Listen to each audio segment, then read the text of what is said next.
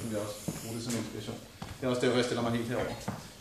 Godt, men jeg vil tale lidt først om det med MOOCs og brugen af video jo helt generelt, hvordan det virkelig er på vej frem. Og noget af det, jeg også sagde på Nova, det er, at når unge i dag, og folk sådan er internetgenerationen, som 30 år og yngre, de gerne vil lære noget om et eller andet, så søger de ikke på Google, så søger de på YouTube. Altså de søger mere på YouTube, end de søger på Google. Fordi på YouTube, der er der nu så mange videoer, så stor en masse af content, at der er rigtig stor sandsynlighed, også med de gode søgeværktøjer, Google især har, så er der rigtig stor sandsynlighed for, at man kan finde en eller anden ekspert et eller andet sted i verden, der har uploadet en video, der forklarer, hvad det nu er, man er interesseret i at lære et eller andet omkring.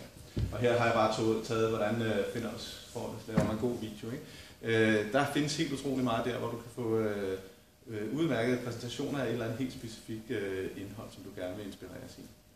Og noget af det, jeg synes er slående ved det, er, at rigtig meget af det her video, det er ikke optaget i fine studier eller med fine kameraer. Det er optaget på folks egen smartphone eller med deres webkamera eller lignende. Og det, der er hele humlen, er, at man kan søge sådan, at man kan finde nogen, der udtaler sig om lige præcis det, som man gerne vil lære noget om. Og det er det, der er det afgørende. Ikke at videoen har en eller anden meget fin produktionskvalitet.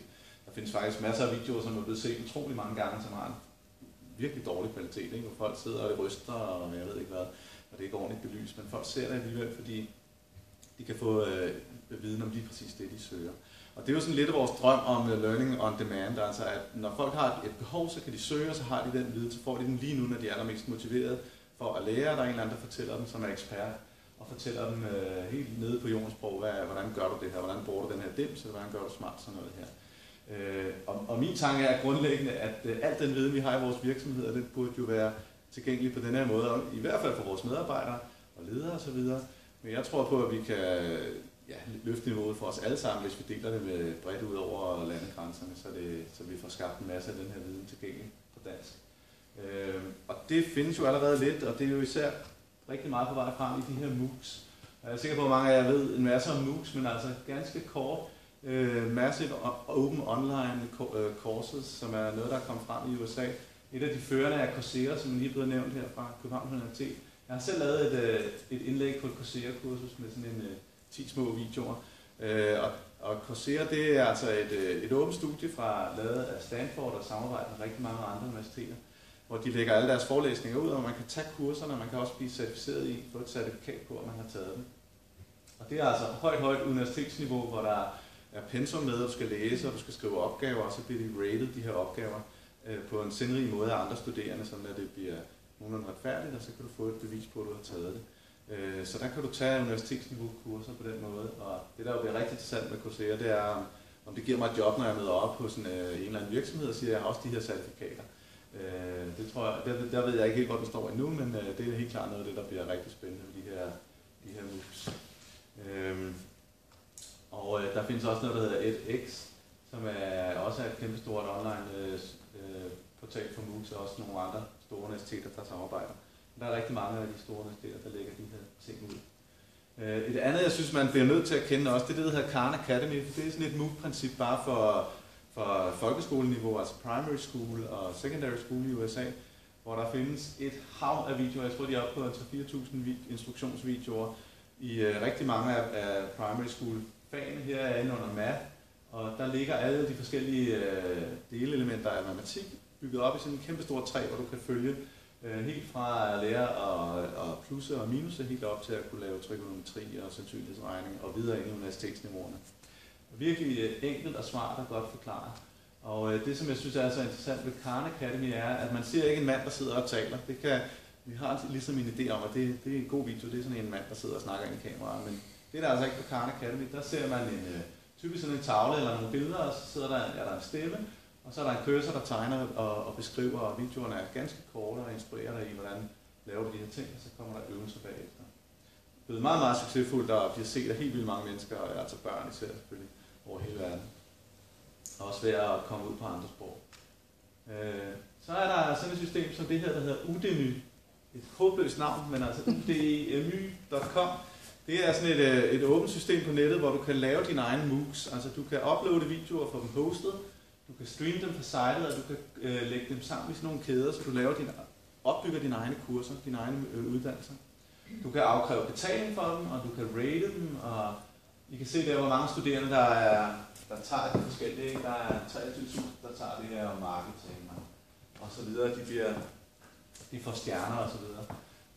Og når man går ind i dem, så ser det altså sådan her ud. Her har jeg valgt entreprenørskab, hvordan kommer man fra en idé til færdig launch. Så kan man læse lidt om ham, der underviser, og hvad indeholder kurset, får man certifikat, det gør man så her i det her tilfælde. Og nogle links til, hvad har andre taget. Og det er altså alt sammen shareware, så man kan selv gå ind og bruge det. Og så opstår der de her forskellige rammer for det.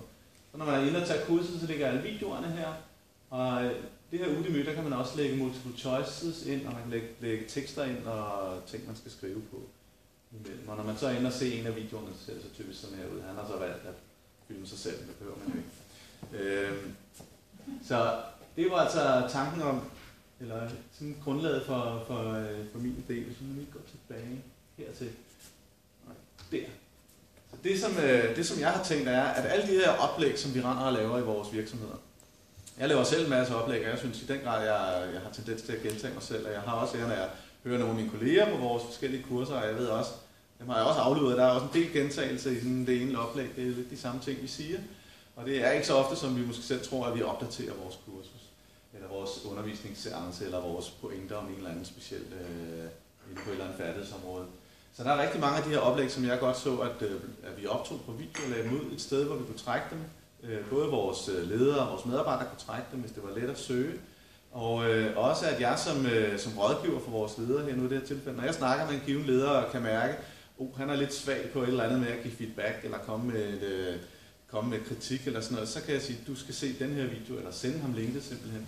Altså at vi bruger vores viden som eksperter, ikke så meget til at holde en masse lange oplæg, men for de der oplæg, vi nu engang holder optaget, og så i stedet for at sørge for at connecte ting, altså det er der, hvor viden virkelig opstår, at vi siger til, jeg ved, at du lige skal se den der, eller du skal fortælle dine medarbejdere, de burde se den her film og denne her film, eller tage den her seance, altså hvor der er flere ting, der er koblet sammen til en lille uddannelsesmodul.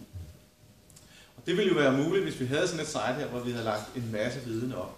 Og jeg forestiller mig, at rigtig mange af jer ville sige, jamen hvis det her site fandtes, nærmest sådan et YouTube af alt den viden, vi har, og en masse af de oplæg, vi holder, så ville det være super interessant at gå ind og trække på i dagligdagen.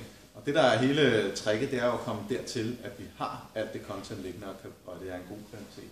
Så det er noget af det, vi skal snakke om i dag. Men noget af det, der er sådan afgørende for, at sådan noget her virker, det er selvfølgelig, at videoerne har en vis kvalitet, der er et vist niveau, men især også, at det er let at søge på dem, og at videoerne er blevet tagget, altså har de rigtige søgeord, så man kan finde det, man har brug for. Det er rigtig vigtigt, ved jeg også fra alle de her online sociale medier, at folk kan like dem, sådan at de videoer, som mange ser, og som folk synes er gode, at de stiger i popularitet og er lettere at finde. Det er vigtigt, at man kan indlejre dem, det vil sige, at man kan trække en video og lægge den ind i et eller andet content. Sådan nogle ting er rigtig vigtigt for, at sådan noget her online her fungerer. Så nogle af de krav, der er til det. Og så er det også enormt vigtigt, at det er nemt at optage det.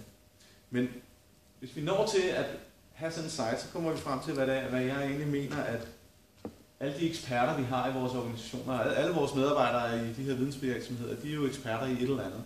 Og som eksperter, der mener jeg, at der bør vi bruge dem til, at de oplæg, de har, de instruktioner, de giver til sidemænd, eller kolleger, eller nye medarbejdere, eller til folk, der skal undervises, eller lignende. Det bør de optage, når de holder dem og lægge dem op tilgængelige, og sørge for, at de bliver tagget, så andre kan finde dem. Og så i deres daglige virke, så altså sørge for, at andre ser dem, linke til dem, sende dem til medarbejdere og kolleger. Og så på den måde holde nogle færre oplæg, og til gengæld holde nogle bedre oplæg. Og så bruge sin tid, når man skal instruere lignende på FaceTime, altså på at være i interaktion, holde dialoger og lave sparring og rådgive, så vi får nogle færre monologer og nogle flere dialoger, så at sige. Så meget af det her monologer og oplæg, det kan blive brugt i forberedelse, det kan man se i bilen eller på vej i toget eller om aftenen før, eller når man lige har brug for det. Og når vi så er sammen fysisk, så ikke holde så mange oplæg, men mere være i interaktion. Og min tro er, at HR's rolle i den sammenhæng, det er at skabe rammerne for det her. Altså skabe rammerne for learning on demand, så det bare fungerer og det flyder. Så jeg tror på, at vi i HR, vi skal skabe de her rammer, gøre det nemt, sørge for, at der er en vis standard, sørge for at holde standarden høj, fordi hvis hvis standarden falder, og rigtig mange af de her videoer bliver lousy kvalitet eller dårlige på anden vis, så er det altså noget, jeg aldrig kommer til at op og flyve. Og så skal vi selvfølgelig også være eksperter på det, vi nu er eksperter på, at udfylde den rolle, holde vores egne oplæg, om det er vi gode til ledelse eller læring eller lignende. Og der kan vi altså nå til det her learning on demand. Og det har jeg eksperimenteret lidt med det her i sidste uge. Der havde jeg en enhed i Nykredit, hvor de havde en helt specifik kompetence, noget med, hvordan man afregner noget udbytteskat i nogle udenlandske investeringer, som en operationsenhed havde brug for at kende meget mere, for det var der rigtig meget pres på, og der var kun en håndfuld af medarbejderne, der kunne det. Og så samlede de naturligt nok kollegerne en eftermiddag til en halv time, for at dem, der kunne det, kunne fortælle de andre om, hvordan afregner man det her udbytteskat. Og deres problem var, at det var kun halvdelen, der kunne møde op, og det var ikke så godt, for der var virkelig pres på med, at alle skulle lære det her så hurtigt som muligt. Så der stillede jeg meget enkelt sådan bare min egen smartphone op og optog det på video, og gjorde de der videoer tilgængelige for de andre medarbejdere, så de kunne se dem om aftenen eller dagen efter, eller i ugen efter. Det er jo sådan en meget, meget simpel måde at komme i gang på noget af det her. Ikke? Jeg tror på, at ikke bare vi skal være gode til sådan noget, men altså alle medarbejdere har sådan en smartphone efterhånden, og kan lære at gøre det her, hvis først det rigtigt vinder frem.